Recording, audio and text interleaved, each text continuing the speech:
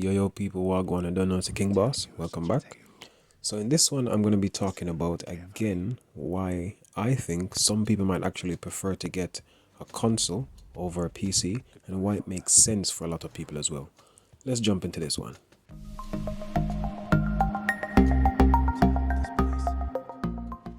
Alright, so first and foremost, let me apologize to the people who don't like it, and let me say thank you for the people who do like it and do like and subscribe.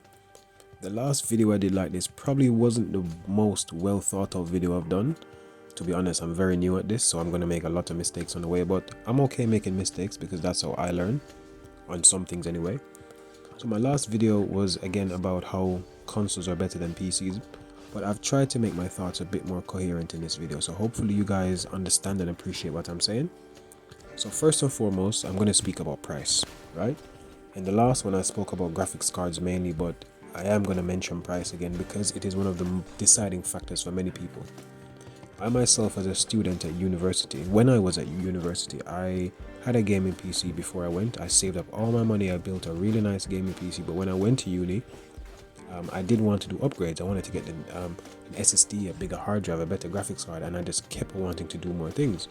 Now, yes, if you have some decent level of self-control, one PC will last you a very long time.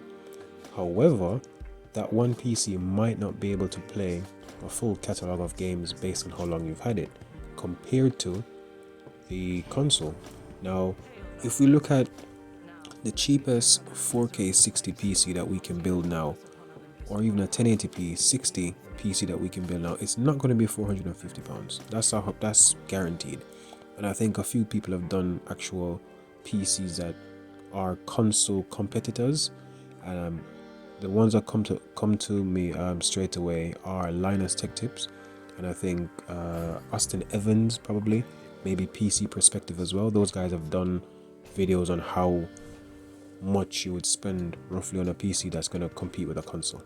So I won't be doing a video like that. First and foremost, I can't afford those parts, but let's just use their anecdotal experience to try and cast a blanket statement, which is consoles this generation, so PS5 and Xbox Series X, are a lot cheaper than PCs, and that's always been the case, right? I'm going to use the example again. If I currently want to buy one, let's say 3060 Ti seems like the sweet spot for most budget gamers.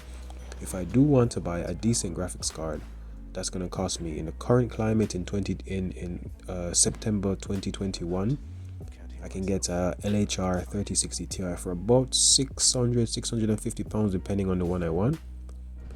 Now, keep in mind, a Series X costs $450 and a PS5 costs $450.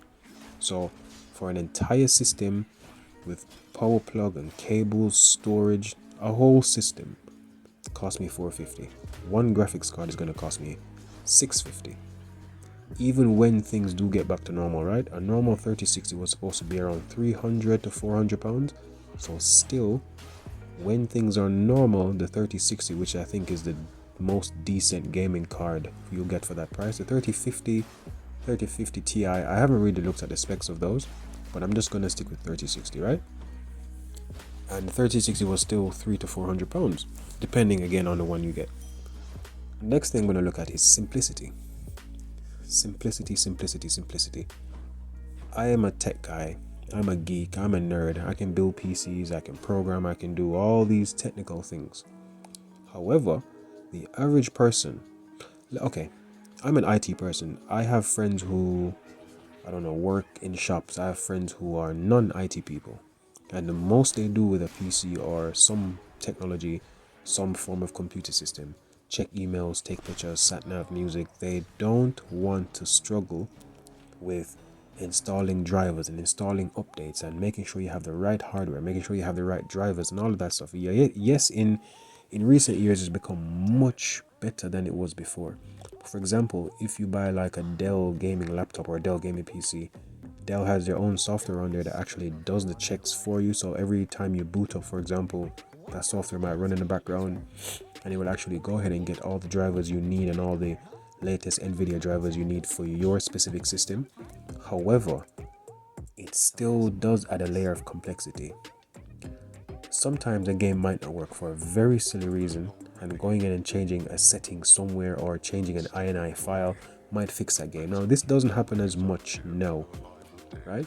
And again, from an IT perspective, it's not the biggest deal in the world because we know how to look for the solutions for these problems. But normal people who are not interested in this, who just want to buy a game, download and play, when they see these errors popping up on screen, they worry. Over lockdown, I had so many calls from people asking me the most basic things on a computer, right? How do I download Microsoft Office? Are there any free versions of Office? How do I use the free version? Like, very basic questions. Now, that's why I say simplicity. With the PS5 and the Xbox Series X, you turn the console on, you plug the disc in, or you download your game, and it just works 99% of the time out of the box. Normally no setup necessary unless you're creating an account for some specific platform, and that's it, you're done. Now with PCs, there is a lot more fine-tuning that you have to do, which in itself is a positive for some of us. For other people, it's an added layer of complexity that they actually don't want to contend with. Now, yes, I know that consoles are actually moving over to the actual levels of complexity of PCs where you can change your frame rate, or you can bump up the graphic settings in terms of visual fidelity to make it look better, so you can have 4K 60, or you can have I don't know, I guess they'll have 8K 60 or 8K 120 at some point. Another layer of complexity that PC gaming adds is actually finding the right thing that you need. Now, there are online builders and online websites that do tell you, okay, having these specific pieces of hardware, for example, the Core i9 9900K at RTX 3060 Ti, 16 gigabytes of RAM and above, will play almost everything. However, what if you're a gamer who doesn't know all this stuff? What if you're a gamer who doesn't want to research? You just want to buy a box, put the box down and play. This is again where the consoles actually come in and do really well, because you don't have to think about specs. Me buying an Xbox Series X or a PS5 now guarantees that whatever PlayStation or Xbox game gets released for the next, I'm going to just say 7 years. That's roughly how long the last one took. Any game that comes out within the next 7 years, I'll be able to plug it in with a disc or download it and play it without any issues. Now, the only issue you might have is that it might not play at the full resolution, for example, this on the Xbox Series S, but that's nothing to do with the consoles themselves, in terms of that's how they were actually designed. Windows 10, and I'm assuming Windows 11 at launch as well, it has a lot of bugs.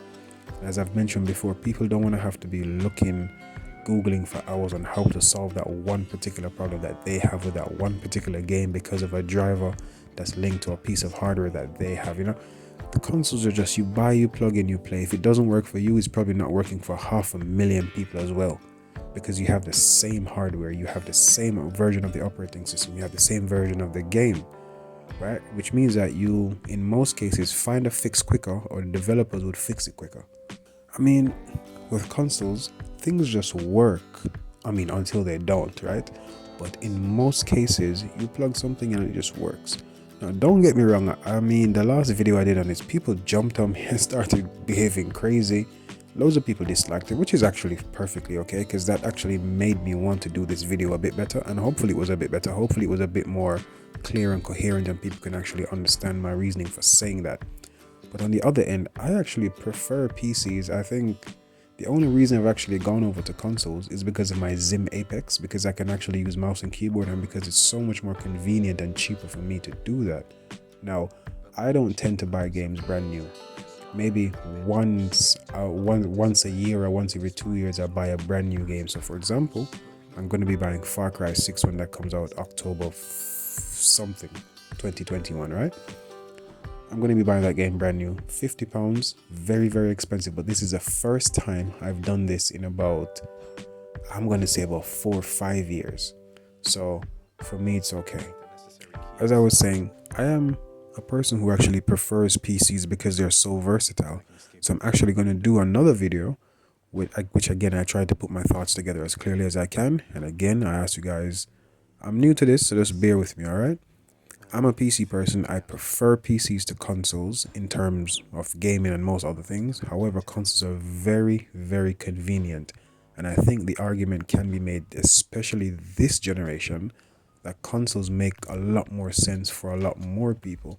For £450, for the price, for the general price of one graphics card, you have an entire system that in some cases, 4K 60 is amazing. I mean, I haven't played anything at 120, but I've done 4K 60 on a 4K TV and it looks amazing to me.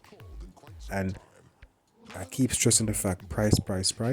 If you build a PC that can do 4K 60, that PC is going to be at least twice as much as a console. And yes, I know the PC will be able to do a lot more.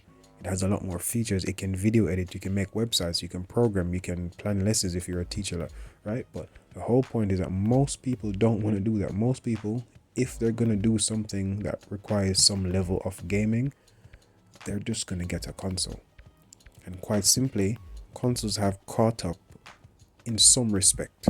The most powerful PC out there is going to demolish a console. We know that as a fact. However, the most powerful PC out there is going to run you, even the most powerful laptop or desktop is going to run you in the thousands, 3, 4, 5, 6, 7,000. Whereas the most powerful console, £450. So this again is where I think the argument can be made that consoles are not better than PCs. So the title was a bit misleading, but I mean, I do have to put something shocking and striking there. Consoles are not better than PCs.